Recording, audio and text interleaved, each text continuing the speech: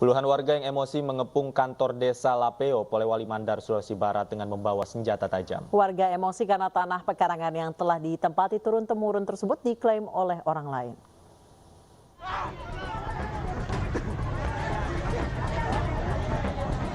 Inilah detik-detik saat puluhan warga bersenjata tajam mendatangi kantor desa Lapeo, Kecamatan Campalagain, Polewali Mandar, Sulawesi Barat. Warga kesal dan mencari beberapa oknum yang mengklaim tanah pekarangan milik 10 orang kepala keluarga di desa ini. Warga bahkan nyaris melampiaskan kekesalannya pada kepala desa dan sejumlah orang yang berada di dalam kantor desa. Beruntung emosi warga bisa diredam setelah kepala desa mengaku ikut mendukung hak warga. Menurut Kepala Desa Lapeo, peristiwa ini terjadi setelah sejumlah oknum mendatangi dan mengklaim hak tanah yang telah ditempati oleh warga secara turun-temurun.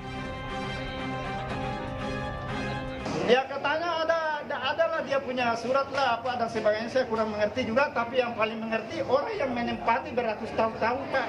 Alasannya mereka Pak, nenek saya sebelum saya, nenekku sudah ada di situ.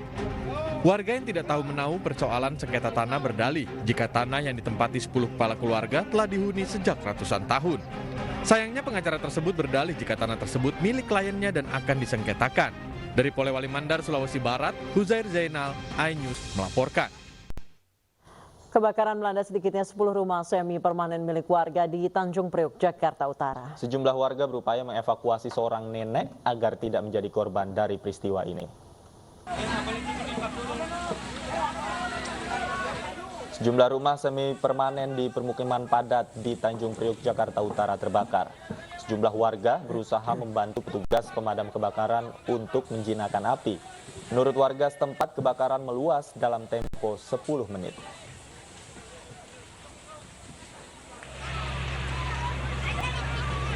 Warga berhasil mengevakuasi korban kebakaran yang terjebak api. Sementara warga lainnya menangis meratapi rumah mereka yang habis terbakar api. Saat ini api sudah mulai padam dan dalam proses pendinginan. Penyebab kebakaran masih dalam penyelidikan.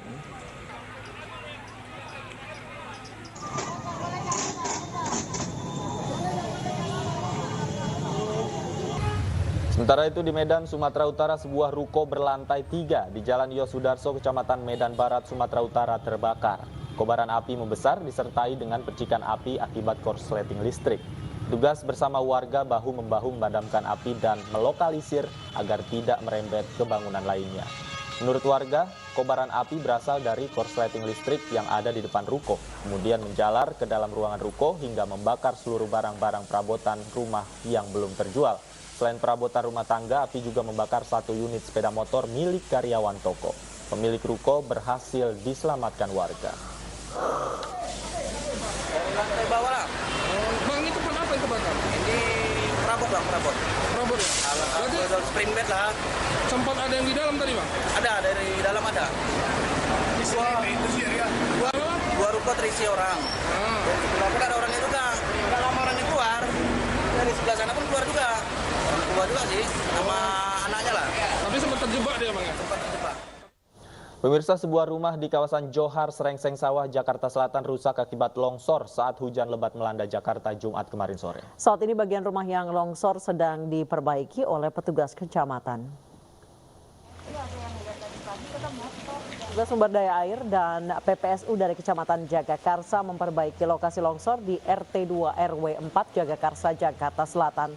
Pemilik rumah Juriah bersama ketiga anaknya saat ini masih menetap di sebagian rumah mereka yang masih berdiri kokoh di bantaran sungai. Sebelumnya rumah ini dikabarkan roboh pada Jumat setengah 5 sore saat hujan lebat turun, sehingga mengakibatkan pembatas sungai puluhan tahun ini terkikis air sungai dan roboh. Dan keluarga saya sehat-sehat aja.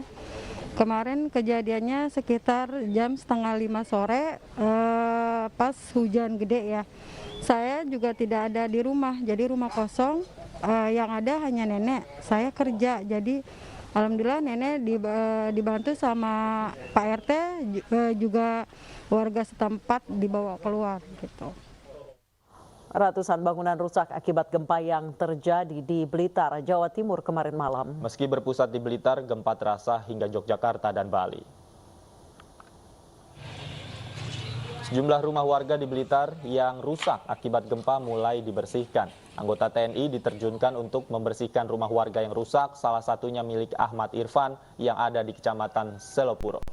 Banyak warga yang rumahnya rusak berharap mendapat santunan. Dari data sementara, sebanyak 115 rumah dan 10 fasilitas umum yang rusak.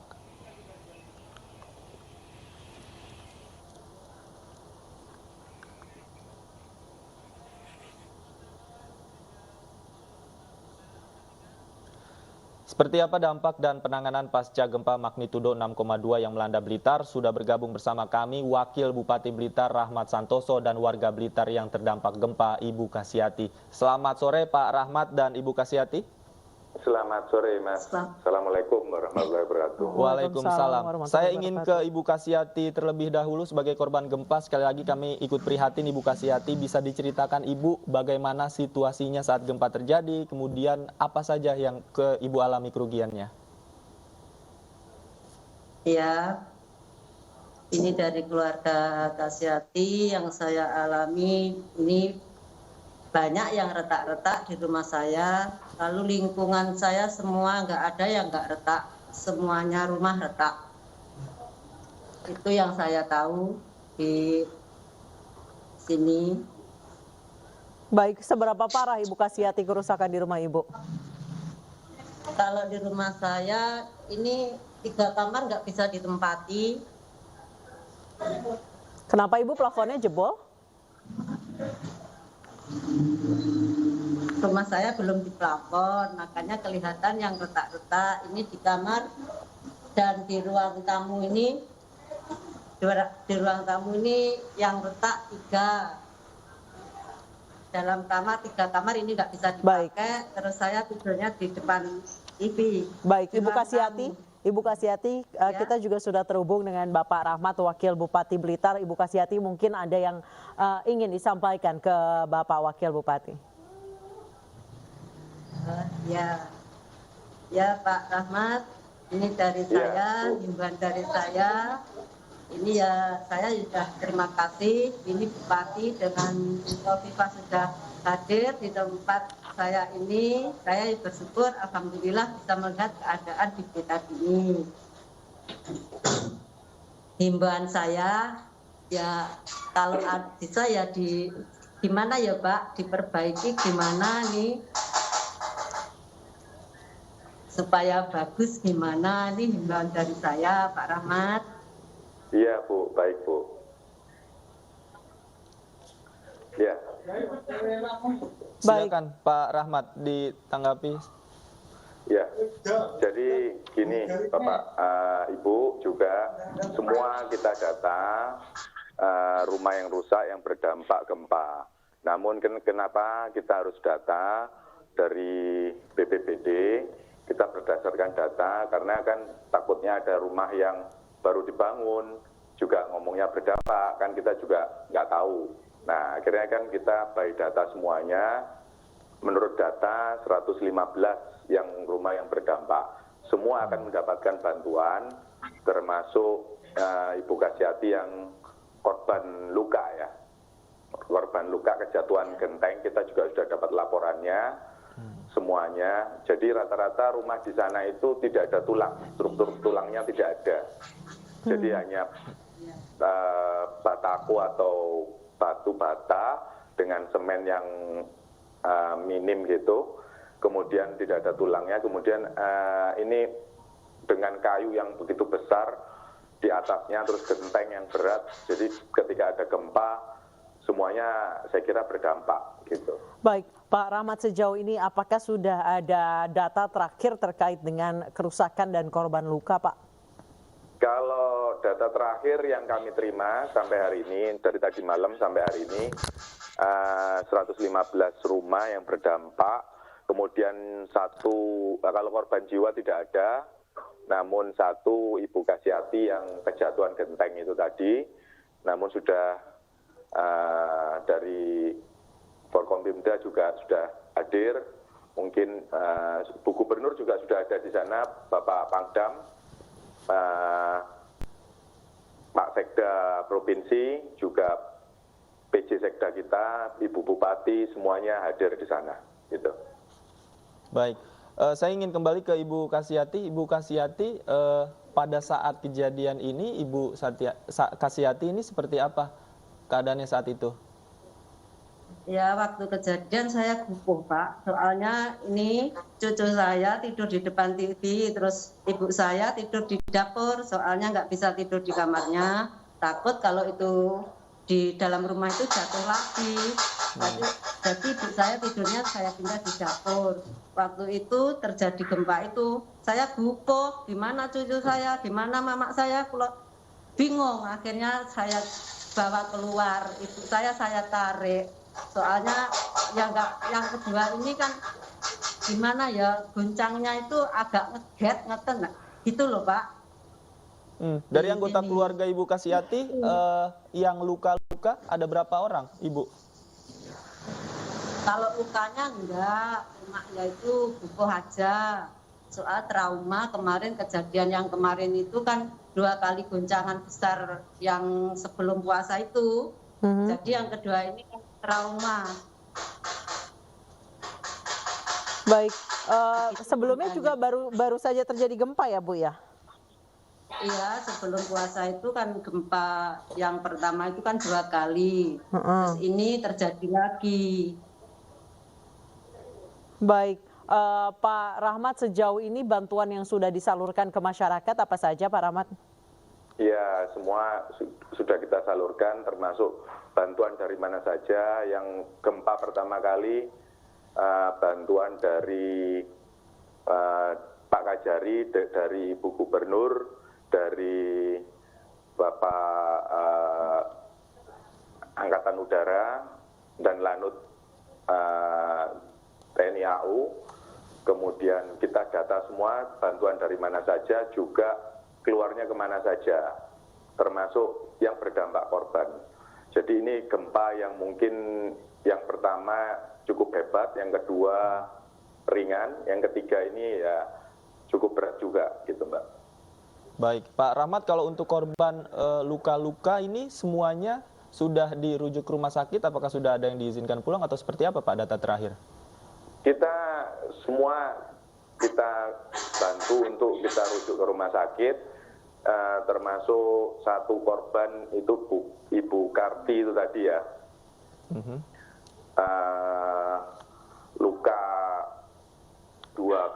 Luka jahit 2 kali 7 cm sudah dirawat dan sudah pulang, Bapak. Gitu. Baik, Oke. Sejauh ini dari laporan rumah sakit, Pak, apakah ada yang mengalami luka cukup parah, misalnya patah tulang, gegar otak, dan lain sebagainya? Alhamdulillah tidak ada. Jadi hanya satu yang puskesmas di Wates, daerah Wates itu rusak parah, namun tidak ada korban. Baik, kalau untuk fasilitas umum apa saja, Pak, yang rusak? Fasilitas umum banyak sekali, Mbak, hampir semuanya ya kena, termasuk rumah warga. Kalau rumah warga hampir semua. Kalau fasilitas umum cuman puskesmas itu aja, Mbak, sama sekolah juga satu polsek. Baik, Pak Rahmat, sejauh ini tadi Ibu Kasiyati mengatakan bahwa sebelum puasa juga sempat terjadi gempa. Seperti apa mitigasi bencana di Blitar, Pak? Apakah ada rencana khusus untuk kedepannya? Kita sudah siapkan posko. Dari belajar dari gempa yang pertama, kita siapkan posko, di mana poskonya ada di Pemkab Kabupaten Blitar. Kemudian kemarin setelah Lebaran itu baru kita bongkar untuk sementara, namun ambulan semuanya sudah siap untuk membantu masyarakat. Jadi kita belajar dari gempa yang pertama, kedua itu ringan, nggak begitu terasa, yang ketiga ini yang cukup berat juga gitu, Mbak. Baik, saya ingin dengarkan lagi bagaimana kondisi di lapangan dengan Ibu Kasiyati. Ibu, ketika gempa terjadi ini kan rumah Ibu juga terdampak. Apakah Ibu mengungsi? Kemana mengungsinya, Bu? Enggak, waktu itu enggak mengungsi, cuma lari ke depan rumah. Di sebelah rumah itu kan jauh dari pohon-pohon sama itu tiang listrik. yang dilihat di atas. Kalau itu ada yang roboh, kita akan bisa menghindar. Kalau untuk instalasi listrik sendiri di tempat tinggal Ibu masih berfungsi? Alhamdulillah masih. Masih Bu ya? Jadi Ya. bisa beraktivitas di sana Bu ya? Ya, tetap bisa. Baik, Pak Rahmat, tadi Anda mengatakan bahwa memang di Blitar ini banyak rumah yang tidak memiliki struktur tulang, jadi hanya berupa bata dan di atasnya ada atap atau genteng yang cukup berat. Jika warga tetap menempati rumahnya yang sudah rusak, retak dan lain sebagainya, bukankah berbahaya, Pak, jika memang ada guncangan lagi dengan struktur rumah yang demikian? Jadi gini Mbak, rata-rata warga saya di Kabupaten Blitar tidak mau mengungsi di jauh-jauh tempat. Mungkin mereka mengungsi di daerah tetangganya atau saudaranya yang terdekat di sebelah-sebelahnya. Kenapa tidak mau mengungsi di tempat yang sudah kita siapkan?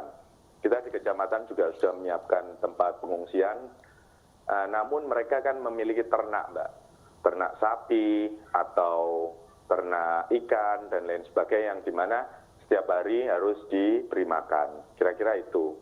Namun semua kita fasilitasi, yaitu yang misalkan yang berdampak daerah saudaranya yang ditempatin, itu kita data semua, kita beri bantuan satu harinya kurang lebih 500.000 itu. Kalau untuk wilayah yang terdampak paling parah di mana Pak Rahmat? Hampir semuanya rata ya. Semuanya rata ya? Iya, hampir semuanya. Jadi hampir semuanya itu struktur rumahnya hampir sama ya. Jadi mereka tanpa ada plafonnya, yang bangunannya itu tanpa ada tulangnya gitu.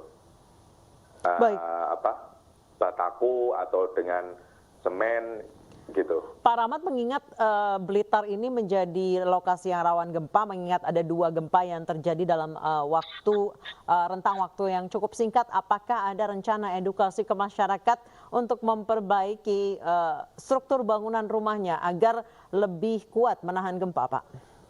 Iya, insya Allah nanti kita ke depannya kita beri edukasi tentang bagaimana rumah seharusnya dibangun itu. Mbak. Baik, saya ingin kembali ke Ibu Kasyati. Ibu, mumpung ada Bapak Wakil Bupati ini Pak Rahmat, apa saja Bu yang mungkin dibutuhkan di lapangan, yang paling dibutuhkan saat ini oleh Ibu dan tetangga-tetangga di sana, apa Bu? Bisa disampaikan secara langsung. Ya, sementara ini kalau yang dibutuhkan kelihatannya semen. Kemudian Ibu? Ya. Kemudian Ibu? Kalau di rumah saya sendiri, ini kelihatannya harus diturunkan rumah. Soalnya kalau enggak ada gempa lagi, lebih bahaya.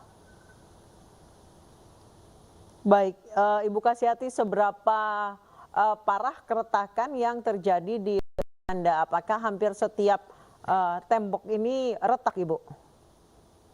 Iya, di depan ini 2 retak, di kamar, semua kamar, 3 kamar ini retak. 4 kamar ya? 4 kamar. Baik, Pak Rahmat, untuk kondisi rumah seperti Ibu Kasyati, apakah warga sebaiknya diimbau untuk tidak berada di rumah karena dikhawatirkan ada gempa susulan, Pak? Ya, bagaimana tadi, sebenarnya kita menghimbau Mbak untuk tidak berada di rumah. Tadi kan sudah saya jelaskan. Mereka ini kan rata-rata warga saya semuanya rata-rata ada peternak, petani. Jadi untuk menempati tempat-tempat yang sudah kita sediakan, mereka keberatan gitu Mbak. Karena harus memberikan makan kepada ternaknya maupun seperti biasanya ke sawah dan lain sebagainya. Kira-kira itu. Baik, Ibu Kasyati, jika memang kondisi rumah Anda sudah begitu mengerikan, tadi Anda mengatakan bahwa ada banyak bagian yang retak, sebaiknya Anda mengungsi ke rumah saudara ataupun tetangga Anda yang tidak rusaknya tidak separah rumah Anda, karena memang jika terjadi gempa susulan ini bisa berbahaya ke depannya. Terima kasih Ibu Kasyati, terima kasih juga Pak Rahmat, Wakil Bupati Blitar, telah bergabung bersama kami di iNews Sore. Timbulkan kerumunan video perayaan ulang tahun Gubernur Jawa Timur Khofifah Indar Parawansa viral di media sosial. Informasi selengkapnya akan kami hadirkan usai jeda.